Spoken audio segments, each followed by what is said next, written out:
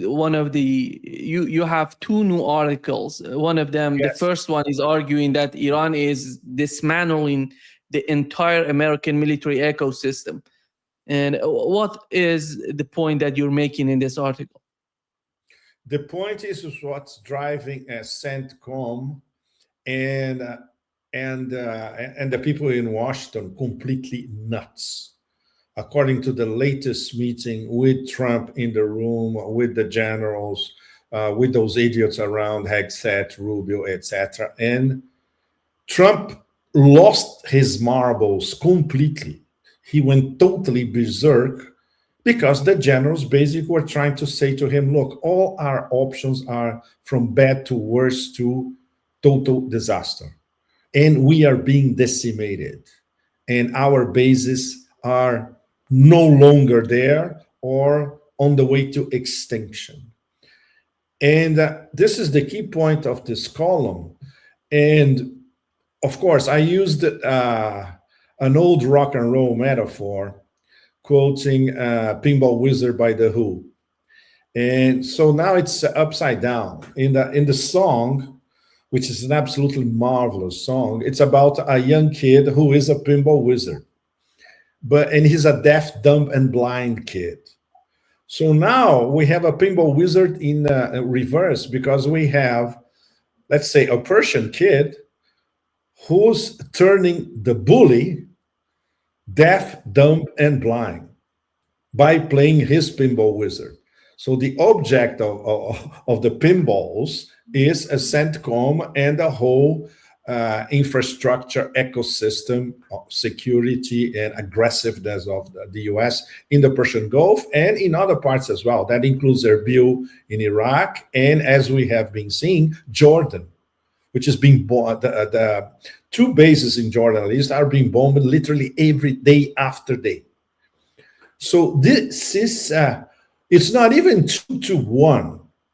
Remember the 2-1 Iranian strategy, military strategy. If you attack us, we're going to attack, our attack is going to be double.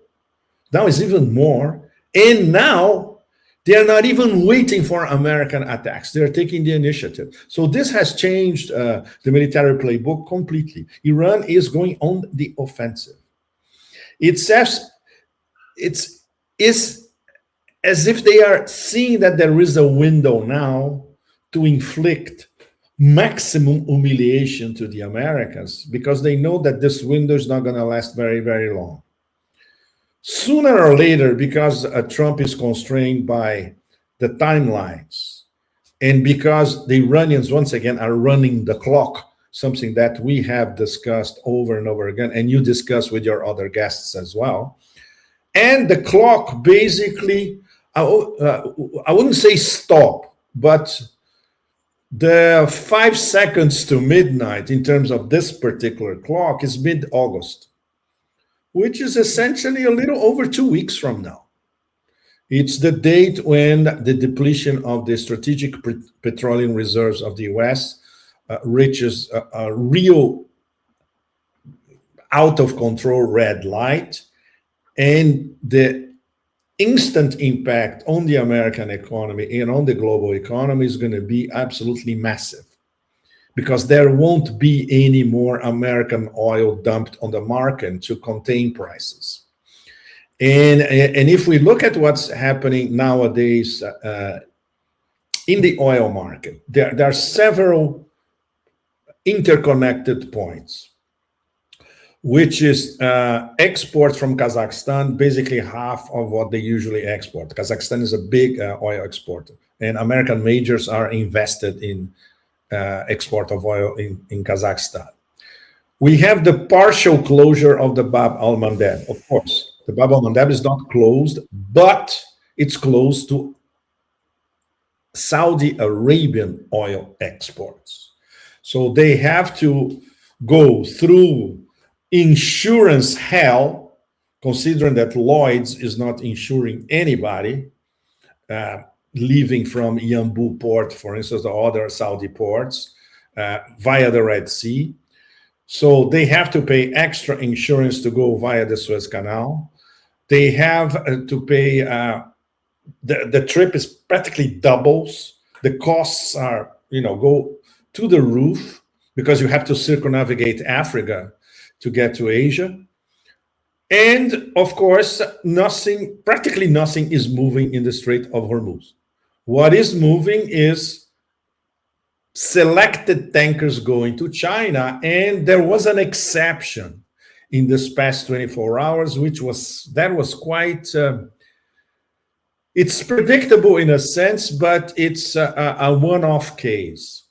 It's an LNG tanker going from Qatar to Pakistan. And guess what happened? The Pakistanis and the Qataris lobbied the Iranians, please, at least this tanker. So this doesn't mean that the Iranians are going to free these tankers going to anywhere in Asia to keep, even if they go through the Iranian territorial waters. So practically nothing is flowing out of the Strait of Hormuz. So if you add this all up, Anima, there's absolutely no logical explanation for the price of oil to go down or to still being contained, or both, which is the case now. It's completely artificial. And obviously the Americans are doing it. In roughly 20 days from now, they won't be able to do this anymore. So that's when the real economic crisis, financial, economic, geoeconomic crisis affecting everyone is going to kick in. So in parallel to all that, we have this decimation of the American infrastructure all across the Persian Gulf, in the GCC nations, in Erbil, in Iraq, and there was even a missile that went to Egypt as well. So this means what? The axis of resistance is firing on all cylinders everywhere and virtually non-stop. So it's no wonder that this last meeting in Washington was an absolute disaster, because, and on top of it, they don't have even a plan. It's not even a plan B we're talking about. They don't even know what this war is all about. And okay, what are we doing this? If you ask Trump, the Secretary of Forever Wars, Marco Rubio, any other idiot, each one has his own theory, which proves once again that so-called top of the line Trump inner circle, basically, the bare bones of this administration, they have no idea what they're doing, period. And now it's crystal clear. So no, when you get both vectors, the imminent oil crisis, economic crisis, bond market crisis, you name it, everything, pile of derivatives collapsing, etc. And you have the fact that the United States is being rendered literally deaf, dumb, and blind all across West Asia. It's no wonder, no? Which, once again, we continue to be in a very slippery slope, because considering that the president of the United States is basically a deranged narcissist megalomaniac, all bets are off on what he could do next or order next. He may order something completely absurd that his own generals will refuse to execute. That's also quite possible. And all his threats, which apparently they stopped for the past 24 hours or less than 48 hours, that bomb the hell out of Iran, launched the gates of hell, his own expression and all that. It didn't vanish. It's still there as an option. Very, very dangerous. A very, very dangerous moment. But just to go a little beyond of what we're talking about now, which is it's one of the key aspects that fascinates me completely, which is the role of Yemen now, the new role of Yemen in this whole drama. And the conversation that I had with one of my good Yemeni friends when he explained to me why now, why Yemen now is entering the chat, literally, with this blockade against a blockade, but a blockade only against Saudi Arabia. And the larger part of his answer was that Yemeni intelligence, of course, in conjunction with Iranian intelligence and also, of course, with Iraqi intelligence, they understood that the Americans were ready to launch a sort of gates of hell operation, but not only against Iran, but against the whole axis of resistance. So the Yemenis, their own decision taken in Sana'a, with, of course, the political council, they discussed this with their own parliament, and of course, under the supervision of Abdul Malik al-Houthi. Okay, so now we start our blockade of Bab el-Mandeb, but selectively. And we're causing an extra headache to the Americans and to the Saudis at the same time. So I'm sure you and our audience, you have seen that the American-Saudi response involved not only bombing Yemen, but also bombing Iraq, bombing the Hashd al-Shabi, the Popular Mobilization Forces in Iraq. Big mistake. First of all, because it proves to all of them that their interpretation was right. The Americans wanted to attack us in the first place. Big operation, gates of hell, small operation, whatever, but they wanted to attack us anyway. So, okay, so now we counterattack. So expect hardcore being launched by the Yemenis and by the PMUs, the Popular Mobilization Forces in Iraq at the same time. So now they are already in the war. The only one that has not entered yet is Hezbollah, because Hezbollah, of course, they carefully calculate the moment when they want to, go really hardcore. But this could happen sooner rather than later. Once again, Nima, immensely dangerous because the war is expanding instead of being contained. How do you find the role of Saudi Arabia and the way they're opening two fronts in front of them and before them? Why do they need that? And are they doing this under the pressure from the United States, or they're doing it? They have reached to some sort of understanding that they have to do this, and because I don't see anything good happening to Saudi Arabia if they want to escalate that, they're going to be crushed under the attacks from Iran or from the United States, because the two are fighting each other and they're going to be crushed in the middle. Well, Nima, suicidal does not even begin to describe it.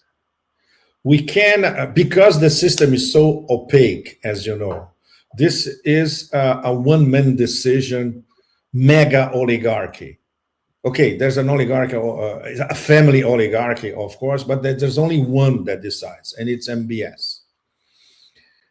Nobody knows for sure. In fact, because the system is completely opaque, especially in our case, foreign observers, it's absolutely impossible to know what drove him to make such a foolish decision. If it was a lot of pressure from the Americans, if the Americans are saying, if you don't do that, your money is going to be frozen, quite possible. Or the Americans say, if you don't do that, it's going to be regime change, and our man, Prince Nayef, the CIA guy, is going to be the new ruler. So these are all possible scenarios, Nima. I'm not saying this is what happened, but consider that none of us has access. And when I mean one of us, means Americans as well. Nobody knows what happens at the top of the House of Saud, period. These are quite possible scenarios. And of course, desperation. Because he might have considered, if I do this, I'm going to have American support. And yes, he did. This bombing in Iraq was an American-Saudi operation. And of course, Trump even lied about it, which the giveaway was Trump lying about it. Trump actually said in one of these stupid posts that this was an American Saudi attack. It was coordinated with the current useful idiot, the billionaire new prime minister of Iraq. Remember that he went to the US? Everybody said, he's the new guy. He's very cool, blah, blah, blah, blah, blah. He came back. You know what they gave? They gave him a civil war, and they gave him an attack on against Iraqi soil and trying to split the government from the Popular Mobilization Unit's Hashd al-Shabi, which is something that the Americans always did. For instance, the last time I was in Iraq 2 years ago. Last year I was in Iran, Lebanon, and Yemen. But the year before, I also went to Iraq. So the great thing is that I managed to visit the axis of resistance as a whole within the past 2 years. So I learned a lot from them, and I learned a lot about the internal problems, contradictions, etc., in each of these nations. For instance, in Iraq, I was talking to, at the time, the previous Prime Minister, Sudaini. Very nice guy. He received us in the Prime Minister's office. Wonderful. We had wonderful treatment. They showed us around. I talked to many of his advisors. By the way, his advisors, Nima, they are Atlanticists. Can you imagine? Advisors of Prime Minister of Iraq, and the guys are Atlanticists, using WhatsApp, all of them. Absolutely nuts. Anyway, but there was still some margin of maneuver, because although they are not in favor of the Hashd al-Shabi, of the units, they cannot antagonize them because they are linked to the Ministry of Defense. They are extremely popular. It's no wonder they're called popular mobilization units. They are popular all over Iraq. And of course, they count on unlimited support by Grand Ayatollah Sistani. So obviously no government can go against them. This government with the new billionaire prime minister, from the start, one of his first acts was to put in jail several leaders of the Hashd al-Shabi.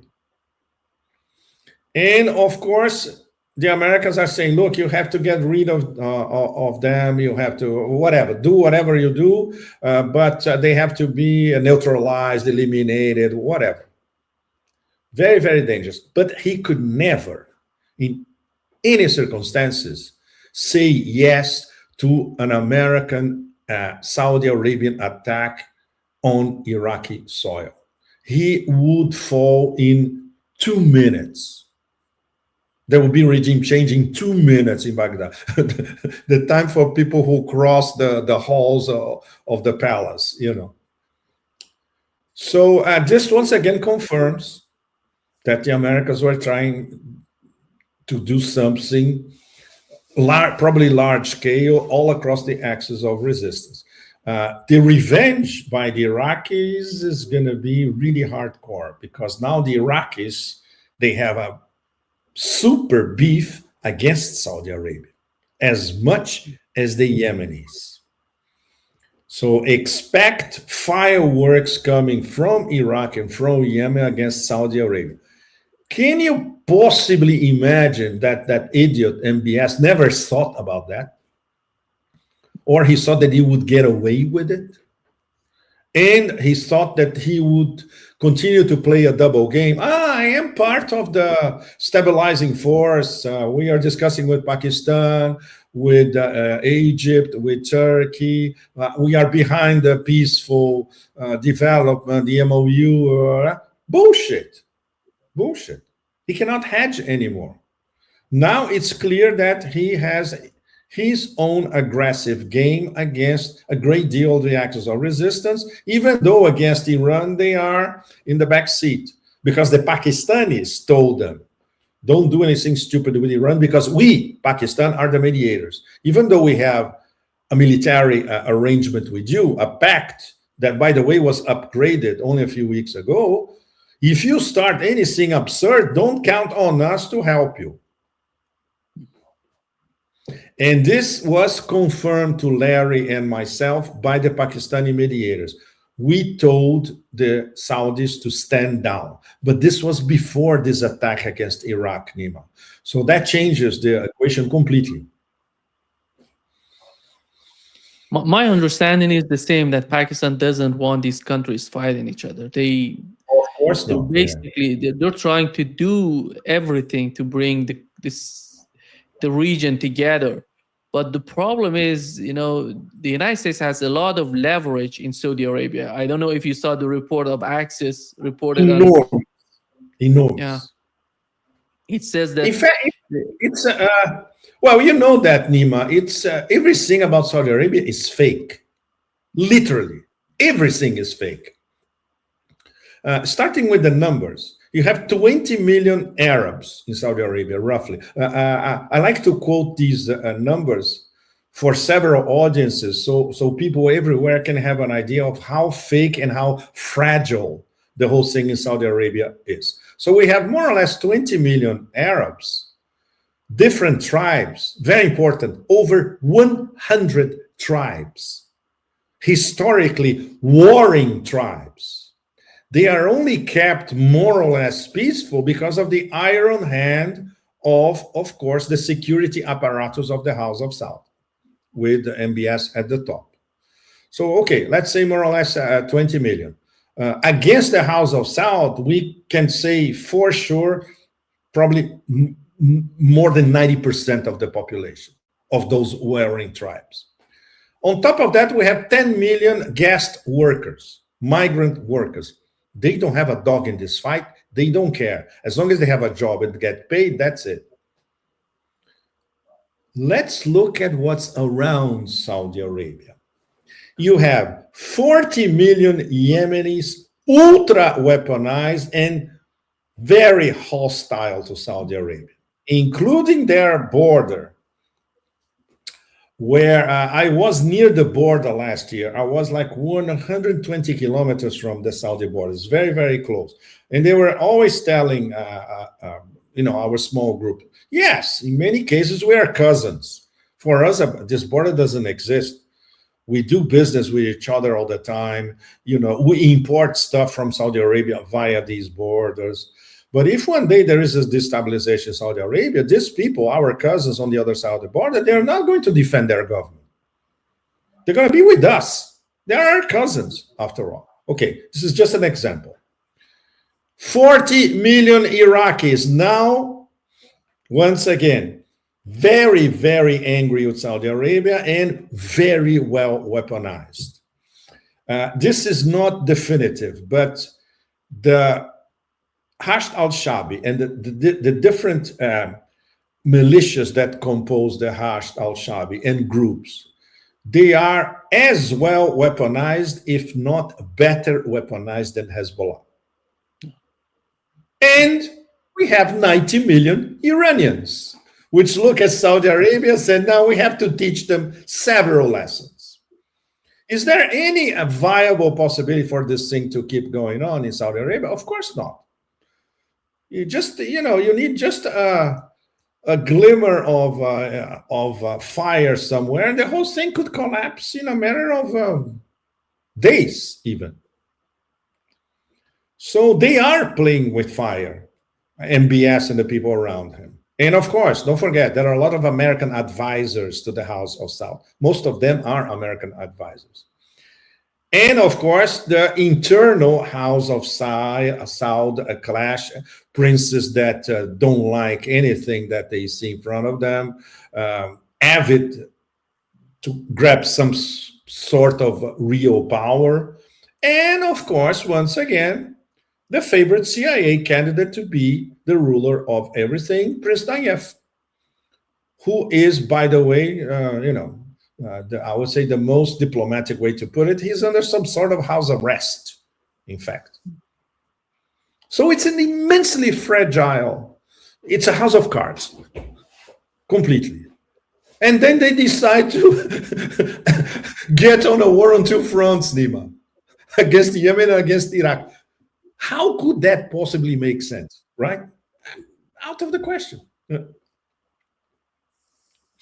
The problem is what Axis reported, Pepe, is saying that the Saudi defense minister, Prince Khalid bin Salman, which is the brother of the crown prince of Saudi Brother of Arabia. Yeah, right. he had a meeting on Wednesday with Donald Trump in which he mentioned that despite all the chaos that is happening, they want to de-escalate with Iran. But the question is, you want to de-escalate with Iran and escalation with And then you Yemen and escalate to Yemen Iraq? and Iraq. It's It's impossible. total bullshit. Exactly. Total bullshit. And on top of it, you cannot believe anything that Axios publishes. Axios is not journalism.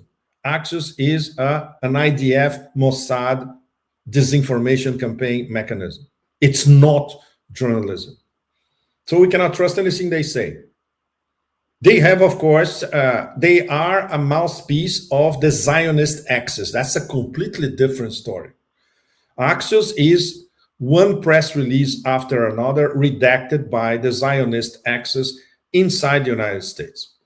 This is what people should know.